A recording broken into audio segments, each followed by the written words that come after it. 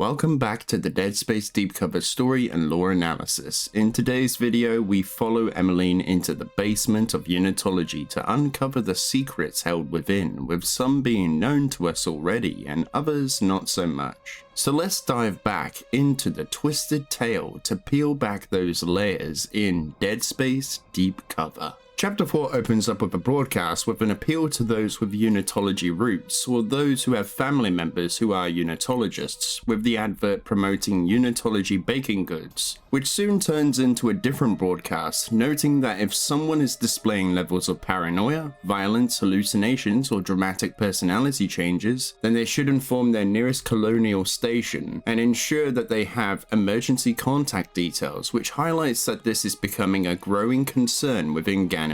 Members who are displaying symptoms of paranoia, violence, hallucinations, or dramatic personality changes.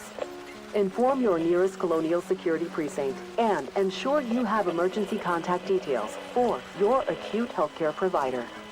If you do not have a provider, have details for the Municipal Detention Service in case your relative needs to be incarcerated. It is important to remain calm and allow the relevant authorities to are again denying problems with Enki Katana's radiation shielding. Counselors issued a statement that the shielding is still fully functional, and that outlying districts are in no danger from Jovian radiation. Again, hinting that a marker is either present on the Colonial moon or somewhere in the vicinity. The broadcasts also speak on how the stock market is falling, with deep space mining becoming discredited, referring back to the CEC due to the disappearance of the USG Ishimura. In the next scene, we follow Emmeline, who has made it to the rundown maintenance room next to the Zero-G basketball chamber, where she moves through it until she reaches a cold laboratory where she finds a genetic sequencer, which she can't think of why Unitology would have a need for this, but this will become clearer the further we descend into the basement. Emmeline also sees in this room that there are 3 metal tables that have channels on them that would be used to drain liquids from bodies. That back in the day she had covered industrial accidents and that these types of tables were used for mainly autopsies. But then, an exterminator arrives inside the laboratory. Brother? I'm in the cold lab. The temperature sensors detected a spike. No, I don't see anything. Could be another fault. If it's rats again, I'll hunt the little heretics down myself. I don't think there's anyone here. No, I got Europa in 3 games. They have the best Zero-G shooter in the gas giants. I'd put money on it if I wasn't all tithed out. Which Emmeline notes that the exterminator had worn a scarlet robe. She then thinks to herself that she just can't follow the man into the next room without being discovered, so she finds an alternative path out of the laboratory, which takes her to the Unitologist Morgue, similar to the one we had seen in Dead Space 2, except that these cylinders are transparent, with the bodies being preserved for their time of convergence. While down there, she finds terminals that play audio of the people inside the chambers, where they note who they were and how they await convergence. However, another one had been present, with the person's face on the monitor being blacked out, with the name being Kaminsky, with the same audio. However, once Emmeline had approached the door, she was thrust into a hallucination where Kaminsky had broken out of his chamber and had approached Emmeline. Who's there? I saw you. I saw you move. You woke me up. Kaminsky. The burned man. No unauthorized access to body storage. Temperature too high. Failsafes. But you're frozen. You're dead. The power station. Turbine hall.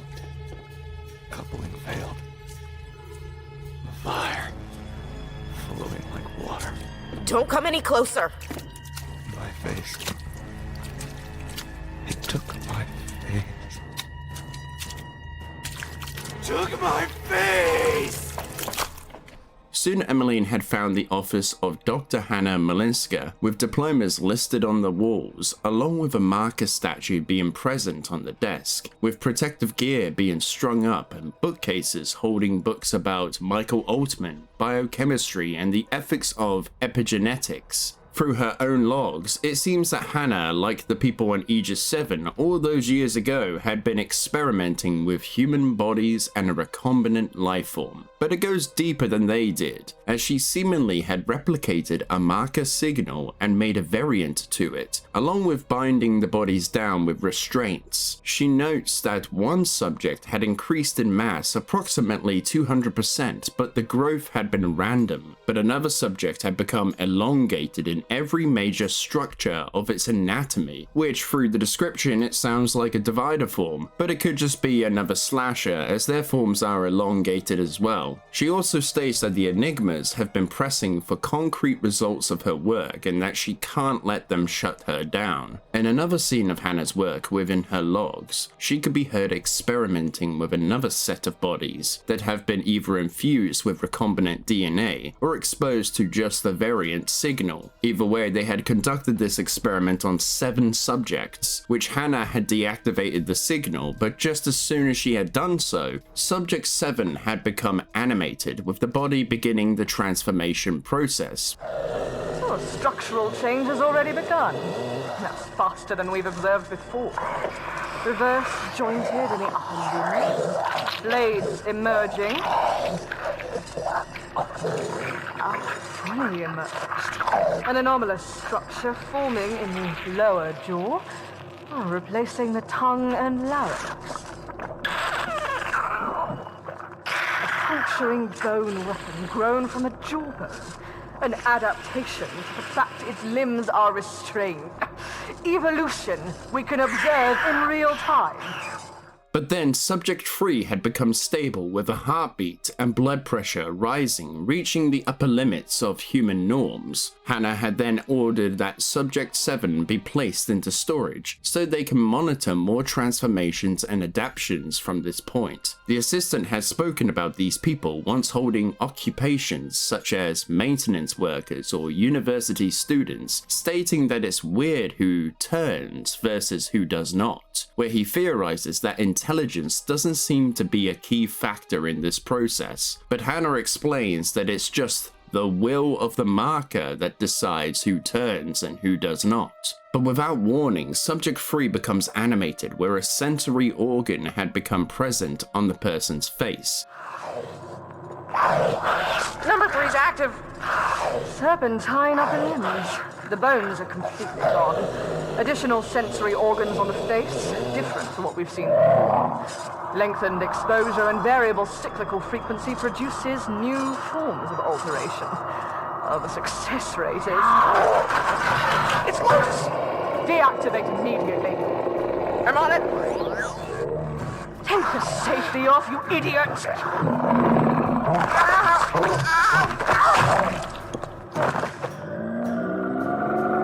I'll do it myself.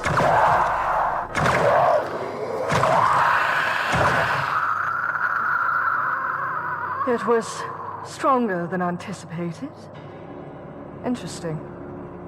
It wasn't the headshot that put it down, it was the one that took off its arm. Hannah then ordered that subject 7 is to be sent in for a full vivisection, and subject 3 to have an autopsy, and the other subjects are to be deactivated, but this brought Hannah joy in knowing how they are steadily progressing through experimentation. Back in the present day, Emmeline looks through Hannah's database to try and find information on Zane, but she couldn't find anything relating to him, but as soon as she had tried looking for details on Maddie, she suddenly appeared before Emmeline, frightening her, where Emmeline asks if she had been dead, which if these hallucinations are deriving from a marker, then it would appear to be so. Emmeline had then reached out to Maddie where she could now feel how she was cold to the bone and that she had scars on her arms, where Maddie states that it's getting worse, that she could feel as if something is slithering around deep beneath her skin, and Emmeline needs to find her before it is too late.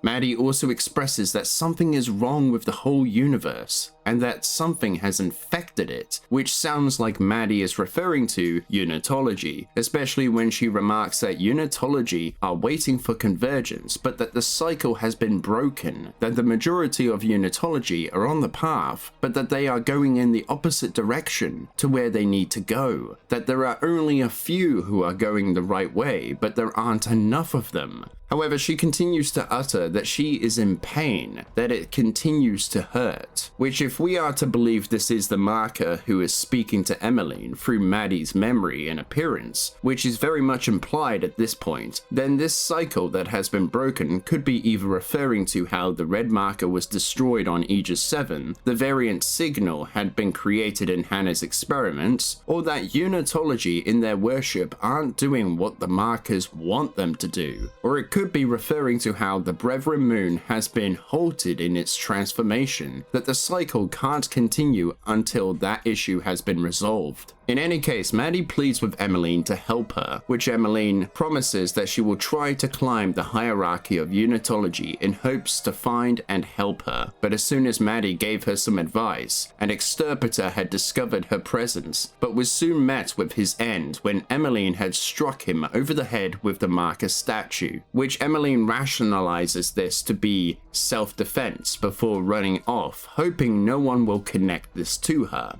And that's it for the analysis of this chapter. Let me know what you think down below in the depths of the comments section. Be sure to subscribe for more videos like this one, and check out the lore playlist for more twisted Dead Space details, and why not become a member to show your support even further, which like unitology has its perks, which includes early access to new content, shoutouts within the videos, and opportunities to have your theories be read out by me in a personalized video or live stream, and so much more, and I hope to see you return very soon. But for now, be sure to leave this video having a good one.